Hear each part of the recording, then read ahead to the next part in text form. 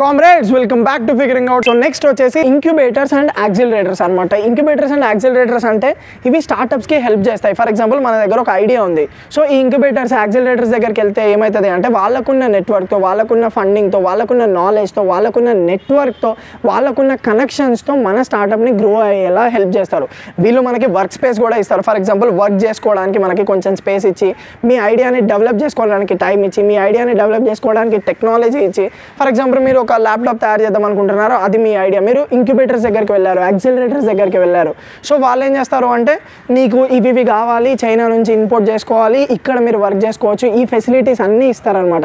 ఇచ్చి మీ స్టార్టప్లో కొంత షేర్ అయితే వాళ్ళు తీసుకుంటారు. ఇంక్యుబేటర్స్ అంటే పెద్ద పెద్ద కాలేజెస్లో ఉంటాయి. సో అక్కడికి వెళ్ళి మీరు మీ ఐడియా గురించి చెప్తే వాళ్ళు దాన్ని డెవలప్ చేయడానికి హెల్ప్ చేస్తారు.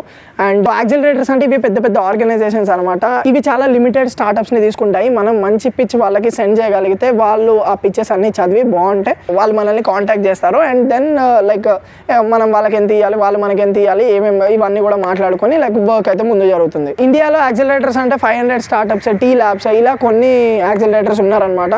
సో నేను ఇక్కడ లిస్ట్ ఇస్తాను, ఒకసారి చెక్ చేయండి. సో నెక్స్ట్ వచ్చేసి ఏంజల్ ఇన్వెస్టర్స్. ఏంజల్ ఇన్వెస్టర్స్ అంటే మన స్టార్టప్ చాలా ఇనీషియల్ స్టేజ్లో, అది ఇంకా ఫుల్గా డెవలప్ అవ్వలేదు, ఇంకా బేస్ బిల్డ్ అవ్వలేదు, ఫౌండేషన్ సరిగ్గా లేదు.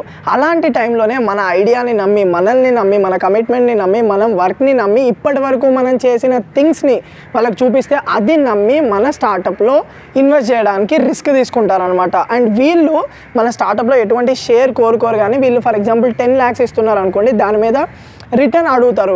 ఈ 10 lakhs ఎప్పటి వరకు నాకు ఎంత చేసి ఇవ్వగలవు. సో ఇలాంటి రిటర్న్స్, ఇలాంటి కొన్ని కండిషన్స్. అండ్ కొంతమంది నాకు తెలిసి షేర్ కూడా తీసుకుంటారు. సో ఇట్ డిపెండ్స్ ఇక వాళ్ళ మీద. బట్ మన స్టార్టప్ ఇనీషియల్ స్టేజ్లో వీళ్ళు అయితే హెల్ప్ చేస్తారనమాట. వీళ్ళు చాలా స్టార్టప్స్ ఇనీషియల్ స్టేజ్లో హెల్ప్ చేస్తారు. గ్రో అయిన తర్వాత ఆ స్టార్టప్స్ నుంచి ఎగ్జిట్ అవుతారు. షేర్ పరంగా అవ్వచ్చు, లేకపోతే మనకి లైక్ ఇన్వెస్ట్మెంట్ పరంగా ఒక 10 lakhs ఇచ్చి దానికి ఇంత రిటర్న్ నాకు ఇవ్వండి, ఇన్ని మంత్స్లో ఇవ్వండి అని కొన్ని కండిషన్స్ కూడా పెడతారు. సో నెక్స్ట్ వచ్చేసి ఏంజల్ రౌండ్. ఏంజల్ రౌండ్ అంటే మన స్టార్టప్కి ఇప్పటివరకు లైక్ ఎవ్వరు మనకి ఫండ్ చేయలేదు. ఫస్ట్ ఫండింగ్ వస్తుంది ఒక పర్సన్ దగ్గర నుంచి, లేకపోతే ఒక ఆర్గనైజేషన్ దగ్గర నుంచి, లేకపోతే ఒక వెంచర్ క్యాపిటలిస్ట్ దగ్గర నుంచి మనకి ఫస్ట్ ఫండింగ్ వస్తుంది. సో దాన్ని ఏంజల్ రౌండ్ అంటారు. ఫస్ట్ స్టెప్ ఆఫ్ ఫండింగ్ని ఏంజల్ రౌండ్ అంటారు. సో ఈ ఫస్ట్ అమౌంట్ ఆఫ్ ఫండ్ని ఎవరైనా ఇవ్వచ్చు, హై ఎన్ఐస్ ఇవ్వచ్చు, లైక్ హై నెట్వర్త్ ఇండివిజువల్స్ అనమాట. అంటే పెద్ద పెద్ద కోటీశ్వర్లు, పెద్ద పెద్ద పైసలు ఉన్న వాళ్ళు, వాళ్ళు మన ఐడియా నచ్చి మనీ ఇన్వెస్ట్ చేయొచ్చు, లేకపోతే వీసీసీ ఇన్వెస్ట్ చేయొచ్చు, లేకపోతే మన ఫ్రెండ్స్ అండ్ ఫ్యామిలీ ఇన్వెస్ట్ చేయొచ్చు.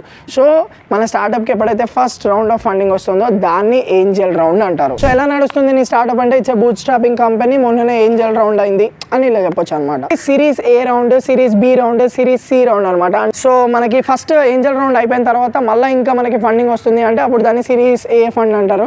దాని తర్వాత సిరీస్ బి ఫండ్, దాని తర్వాత సిరీస్ సి ఫండ్, తర్వాత ఇంకా ఎన్ని ఫండ్ వస్తే అంటే ఏబిఏజెడ్ వరకు అనమాట.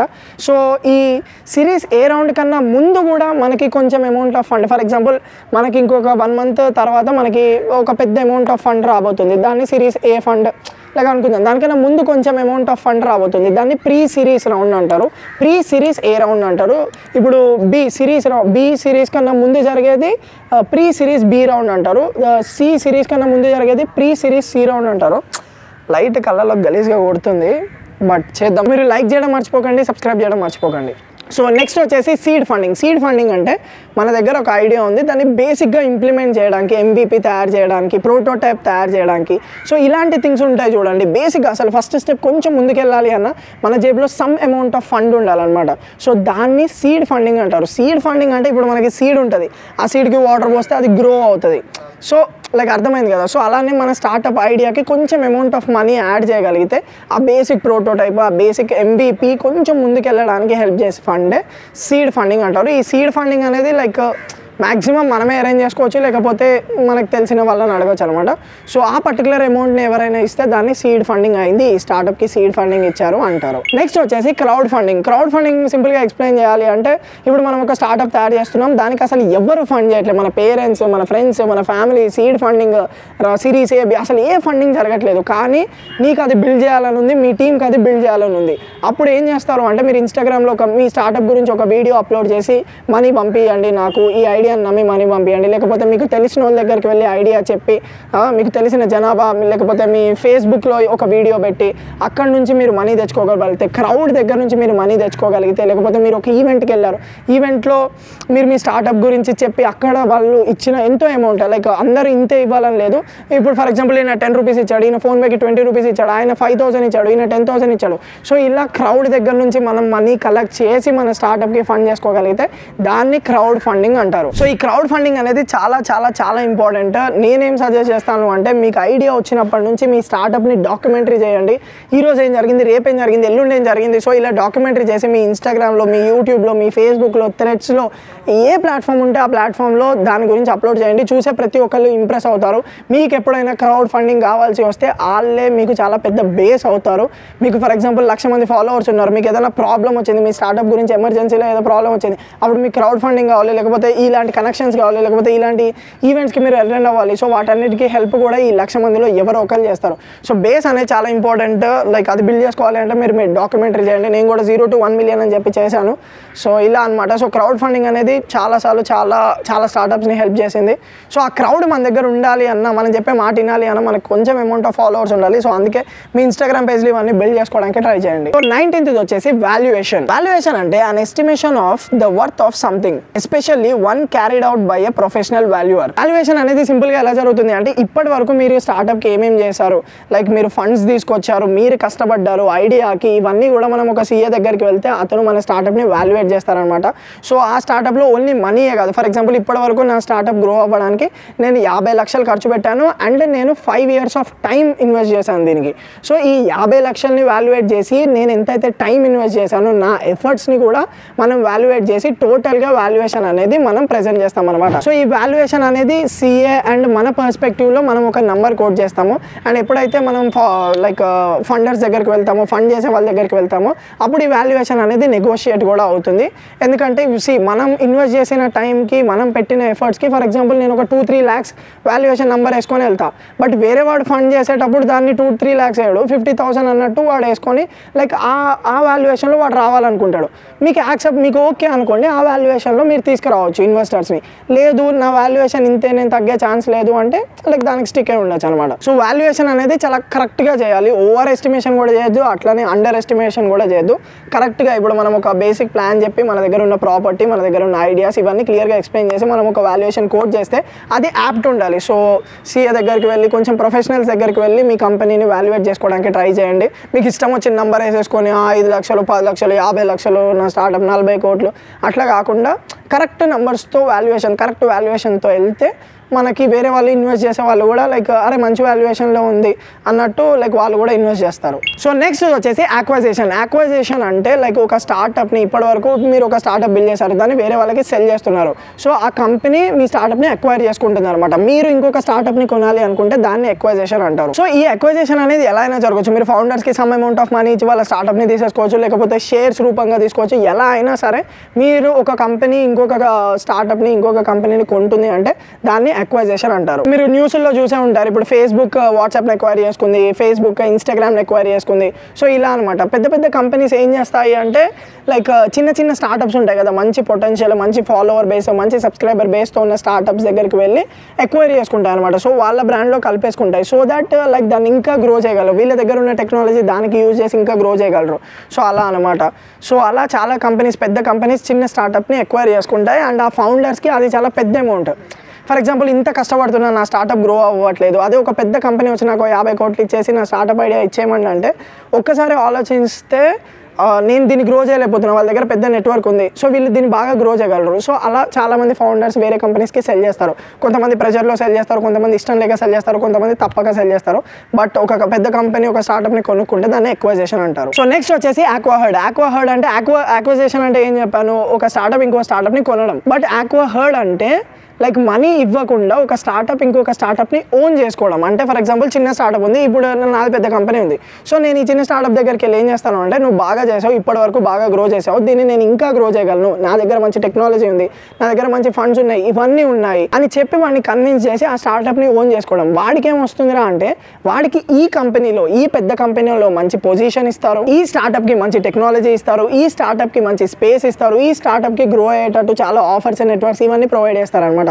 ఒక పెద్ద కంపెనీ ఒక చిన్న కంపెనీ దగ్గరికి, ఒక చిన్న స్టార్టప్ దగ్గరికి వచ్చి ఆ ఫౌండర్కి ఈ కంపెనీలో మంచి పొజిషన్ ఇచ్చి ఆ స్టార్టప్ని ఓన్ చేసుకొని గ్రో చేయడం అనమాట. దీన్ని అక్వైర్డ్ అంటారు. సో నెక్స్ట్ వచ్చేసి బర్న్ రేట్. అంటే ప్రతి మంత్ మనం ఎంత మనీ లూజ్ అవుతున్నామో లాస్లో, దాన్ని బర్న్ రేట్ అంటారు. Burn rate is equals to starting balance minus ending balance by months.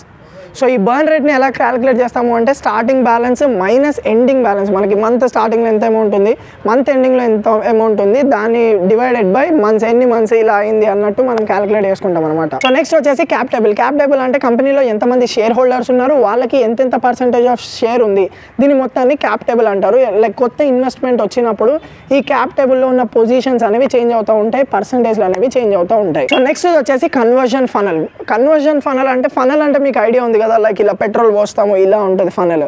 So like conversion funnel అంటే లైక్ ఎవరెవరు మీ ప్రోడక్ట్ని కొంటున్నారు, ఎలా కన్వర్ట్ అయ్యి కొంటున్నారు, ఫేస్బుక్ నుంచి కన్వర్ట్ అయ్యి మీ ప్రోడక్ట్ని కొంటున్నారా, లేకపోతే ఫేస్బుక్లో యాడ్ చూసి మీ ప్రోడక్ట్ని కొన్నారా, ఇన్స్టాగ్రామ్లో యాడ్ చూసి మీ ప్రోడక్ట్ని కొన్నారా, వర్డ్ ఆఫ్ మౌత్ చూసి మీ ప్రోడక్ట్ని కొన్నారా, లేకపోతే హోర్డింగ్ చూసి మీ ప్రోడక్ట్ని కొన్నారా, ఫ్రెండ్స్ రికమెండ్ చేస్తే మీ ప్రోడక్ట్ని కొన్నారా. సో ఎలా కస్టమర్స్ మీ ప్రోడక్ట్ని కొంటున్నారు, ఎలా కన్వర్ట్ అవుతున్నారు అనే దాన్ని కన్వర్షన్ ఫనల్ అంటారు. సో ఈ కన్వర్షన్ ఫనల్ అనేది లైక్ మనకి ఎలా హెల్ప్ అవుతుంది అంటే, ఇన్స్టాగ్రామ్ నుంచి మనకి బాగా మంచి కన్వర్షన్స్ వస్తున్నాయి అనుకోండి, అప్పుడు మనం మార్కెటింగ్ అమౌంట్ అంతా ఇన్స్టాగ్రామ్ యాడ్స్లోనే ఖర్చు పెట్టవచ్చు. సో మీకు ఇక్కడ నుంచి మంచిగా వస్తున్నారు, వర్డ్ ఆఫ్ మౌత్ నుంచి మంచిగా వస్తున్నారు, లేకపోతే హోర్డింగ్స్ నుంచి మీకు మంచి సేల్స్ అయ్యాయి. సో హోర్డింగ్ నుంచి మంచి సేల్స్ అయితే మీరు ఇంకో 2 హోర్డింగ్స్ ఎక్స్ట్రా పెట్టి మీ సేల్స్ని పెంచుకోవచ్చు. వీటి కోసం ఈ కన్వర్జన్స్ ఫనల్స్ అనేవి హెల్ప్ అవుతాయి. సో నెక్స్ట్ వచ్చేసి customer acquisition cost. Customer acquisition cost అంటే సింపుల్గా ఎలా చెప్పాలి అంటే, ఒక కస్టమర్ని సంపాదించడం కోసం మీరు ఎంత మనీని ఇన్వెస్ట్ చేస్తున్నారు అంటే, ఇప్పుడు మార్కెటింగ్కి మీరు 100 రూపాయలు ఇన్వెస్ట్ చేశారు, మీకు ఎంతమంది కస్టమర్స్ వచ్చారు, 50 మంది కస్టమర్స్ వచ్చారు, వాళ్ళు ఎన్ని ప్రోడక్ట్స్ కొన్నారు, ప్రోడక్ట్ కాస్ట్ వచ్చేసి ఒక 1 రూపీ అనుకుందాం, 50 రూపీస్ సేల్స్ చేశారు, మీరు ఇన్వెస్ట్ చేసింది ఎంత 100 రూపీస్, మీకు అయిన రెవెన్యూ ఎంత 50 రూపీస్. ఎంతమంది కస్టమర్స్ వచ్చారు, 50 మంది కస్టమర్స్ వచ్చారు. అంటే మీరు ఒక కస్టమర్ని సంపాదించడం కోసం ఒక కస్టమర్ మీద మీరు 2 రూపాయలు ఖర్చు పెడుతున్నారు మార్కెటింగ్ కోసం. లైక్ ఇప్పుడు బైజూస్ చేస్తుంది, బైజూస్ 1 రూపాయి సంపాదించడం కోసం 2 రూపాయలు ఖర్చు పెడుతుంది మార్కెటింగ్. అంటే ఐపీఎల్ ఇండియా టీమ్కి స్పాన్సర్ చేసి, ఫిఫా వరల్డ్ కప్కి స్పాన్సర్ చేసి, ఇలా పెద్ద పెద్ద స్పాన్సర్షిప్లు చేసి లైక్ చాలామంది కస్టమర్స్ని తెచ్చుకోవడం కోసం అది ఇంత ఇన్వెస్ట్ చేస్తుంది. అది ఒక 50 లక్షలు ఇన్వెస్ట్ చేస్తే దానికి వచ్చే కస్టమర్ అండ్ వాళ్ళు చేసే రెవెన్యూ వచ్చేసి 25 లక్షలు అవుతుంది. అంటే పర్ కస్టమర్ వచ్చేసి అది 2 రూపాయలు 3 రూపాయలు అన్నట్టు లైక్ ఎక్కువ ఇన్వెస్ట్ చేస్తుంది అనమాట. సో ఇది మనం మార్కెటింగ్ చేసేటప్పుడు హెల్ప్ అవుతుంది అనమాట. మనం ఎంత మార్కెటింగ్ చేసాము, ఎంత వచ్చింది, పర్ కస్టమర్ ఎంత పడుతుంది, సో అన్నది మనం క్యాలిక్యులేట్ చేసుకోవచ్చు. దాన్ని బట్టి మనం మార్కెటింగ్ బడ్జెట్ అనేది లిమిట్ చేసుకోవచ్చు. నెక్స్ట్ వచ్చేసి యూనికార్న్. యూనికార్న్ అంటే 1 బిలియన్ వాల్యుయేషన్ ఎవరైతే టచ్ అవుతారో, ఏ స్టార్టప్ అయితే టచ్ అవుతుందో దాన్ని యూనికార్న్ అంటారు. నెక్స్ట్ వచ్చేసి డెకాకార్న్. డెకాకార్న్ అంటే 10 బిలియన్స్ వాల్యుయేషన్ ఏదైతే స్టార్టప్ టచ్ అవుతుందో దాన్ని డెకాకార్న్ అంటారు. నెక్స్ట్ వచ్చేసి డ్రాగన్. డ్రాగన్ అని ఏ స్టార్టప్ అంటారు అంటే, సింగిల్ ఫండింగ్ రౌండ్ లో $1 బిలియన్ ఫండ్ ఎవరైనా రేజ్ చేయగలిగితే దాన్ని డ్రాగన్ అంటారు. డ్రాగన్ అంటే మీకు తెలుసు కదా, లైక్ తోపు అనమాట. వాడు సింగిల్ ఫండింగ్లో మనకి 1 బిలియన్ ఎవరు ఇన్వెస్ట్ చేస్తారు చెప్పండి. స్టార్టప్స్ 1 బిలియన్ మార్క్ టచ్ అవ్వడానికే చాలా కష్టపడుతున్నాయి. అలాంటిది 1 బిలియన్ ఒక స్టార్టప్లో ఇన్వెస్ట్ చేయాలి అంటే ఆ స్టార్టప్ ఎంత పొటెన్షియల్ అయి ఉండాలి, ఎంత తోపు అయి ఉండాలి.